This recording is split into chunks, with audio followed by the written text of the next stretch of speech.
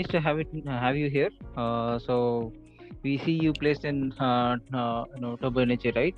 Yes. My first question would be, can you just walk your experience through skilling? So first of all, the contents of the course are very good, and with respect to the HEV course, it covers all the powertrain types like IC engines, hybrid, and the pure electric. So what is most interesting Mm-hmm. is that it gives you the skills that are required by the by the OEMs. Which you cannot learn in like when you're at college or somewhere else, because it's completely online and the support system is really good, Mm-hmm. and yeah, it's really worth it. It's really worth uh, taking that course. Okay, great.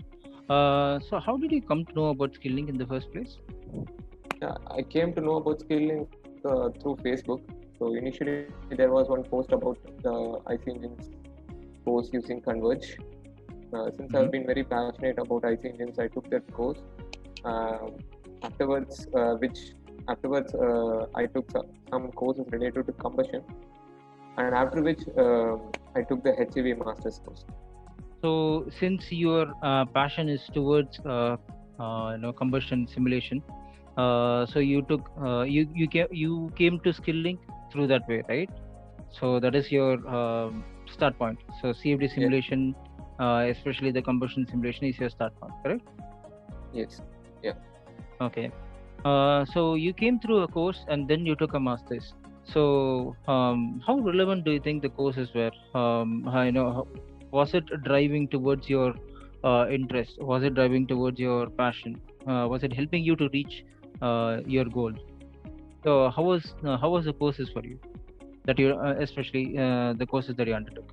The courses were really good because uh, when uh, you know when people go to college, what they learn is only theory most of the times. Uh, Mm-hmm. they don't get time, uh, or not the resources, to learn about particular application based um, skills are in demand at OEMs. So I felt really good when I took the course because I've been searching for such a course long time online.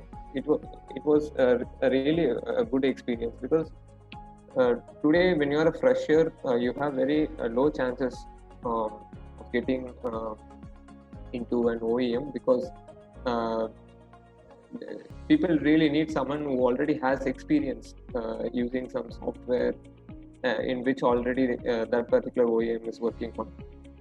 So Mm-hmm. it would be really a great opportunity to use such courses and enhance one's skills. So I personally feel that these courses have really helped to enhance my skills.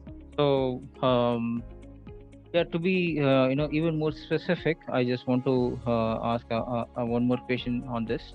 So about the courses, right? So I know that like you have taken masters in HEV course, but your favorite area was in CFD, right? So Yeah, your interest was on CFD, correct? yeah, Great. So having an a keen interest or passion towards CFD.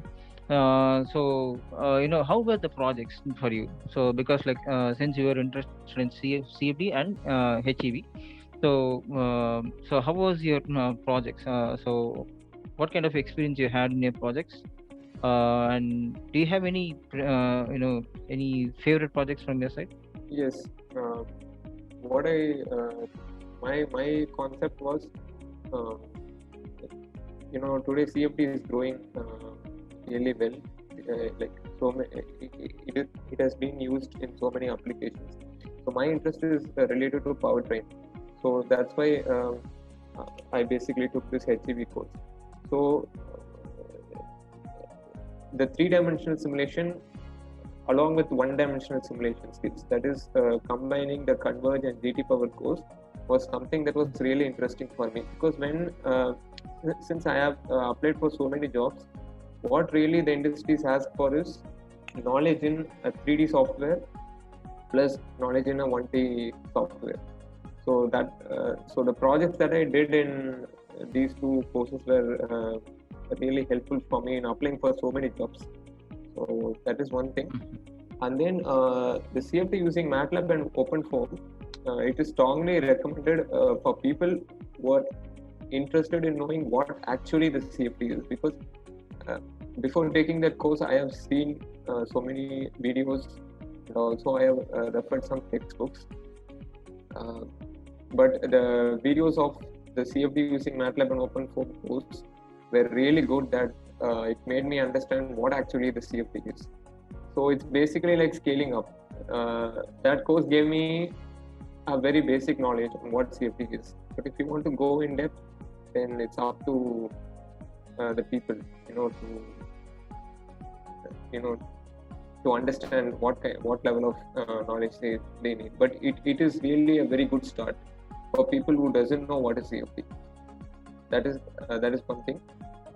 Apart from that, I also learned MATLAB. So today, everyone knows how important MATLAB courses. So that was also really good. And then I also did external aerodynamics using StarCCM Plus. So the StarCCM software is in most demand. I have seen so many jobs that needs knowledge in StarCCM Plus. That is one thing. Overall, what I feel is hybrid vehicles are emerging as one of the technologies to meet the emissions. So it would be a good idea to have knowledge both in IC engines and as well as hybrid. So as the masters in HEV course covers both IC engines and the hybrid vehicle, instead of learning from textbooks or going for masters directly, they can take this particular master's course, enhance their skills, so that they also have better opportunities if they want to apply for masters in future in the same subject. They might get some assistantship, or they basically have better chances of getting into some good admits at foreign universities. So how was the support team, and how helpful were they while you carry through your courses? So can you share your experience on that?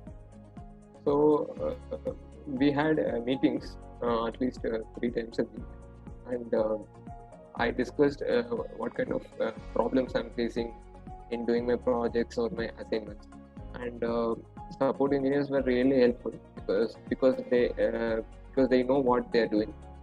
They were strong in whatever knowledge they had. So it was really good communicating with them about a particular content of the course. So they can guide you, like the books to refer, and also they can solve your technical doubts very well. So that is one thing. And the second thing is, they were really helpful, because it doesn't matter whether you're personally calling them and asking the doubts, or joining the meeting. So they, in simple words, the support team has been really flexible, in solving the doubts. Okay, understood. Thank you so much. So yes, next would be my the customer success team. So regarding job opportunities, so how was the customer success team helpful? So can you share your experience on that? So as a part of the customer success team, I received emails every day regarding in an Excel sheet regarding the latest jobs that are currently in open.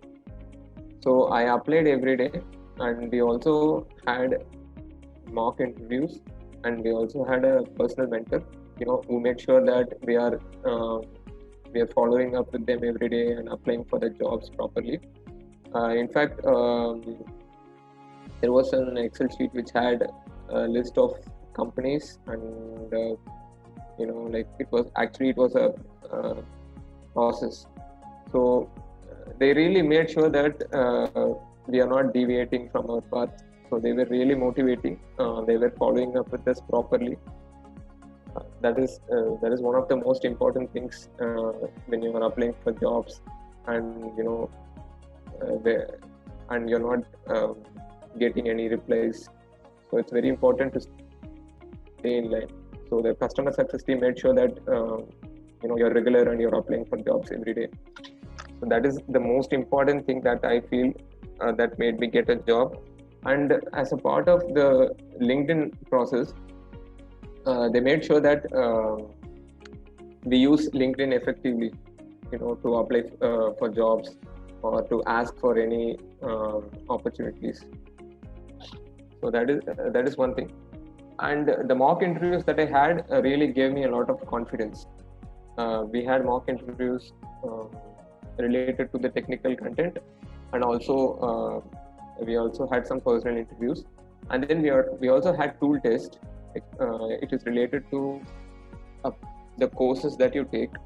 So overall, the customer success team has been really helpful for me, to get this particular job.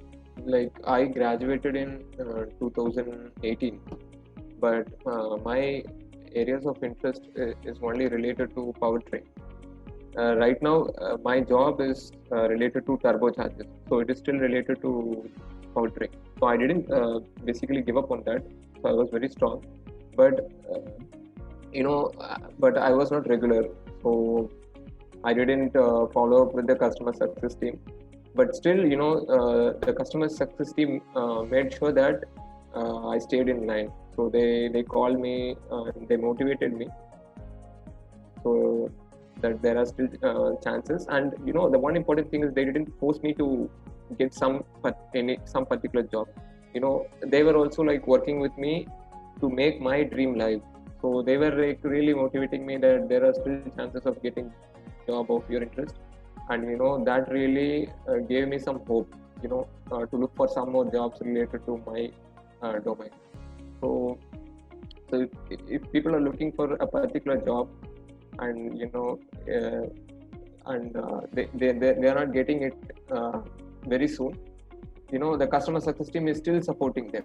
Because what I have seen is that there are some companies who are just they want you to get a job, that's all. But here in Skillink, it's something different. They are actually supporting you to make your dream live. So that is one thing that I really admire as a part of this customer success process. Great, thank you so much. So on a general note, I just want to ask you one question on this. So you had a passion in CFD, and so anyone who has a passion in CFD, and if that person takes a master's program at Skillink, and is it worth it waiting for a job? So after taking the desired masters, is it worth waiting for a job? So was your time waiting for a perfect job, was it worth it? Actually, it depends, because if you're someone who's like continuously enhancing your skills, and at the same time you want to get the job of your domain, then I think it is worth it. But